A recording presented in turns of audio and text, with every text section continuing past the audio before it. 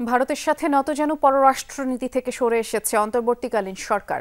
স্থানীয় জাতীয় স্বার্থ সামনে রেখে পরবর্তী সম্পর্কগুলো এগিয়ে নেওয়া হবে। কুমিল্লায় এমনটা বলেছেন স্থানীয় সরকার উপদেষ্টা আসিফ মাহমুদ সজীব ভূঁইয়া। কুমিল্লায় বাংলাদেশ পল্লী উন্নয়ন একাডেমিতে আয়োজিত financial inclusion and rural transformation বিষয়ক আন্তর্জাতিক প্রতিনিধি দলের কর্মশালার সমাপনী অধিবেশনে যোগ দেন তিনি।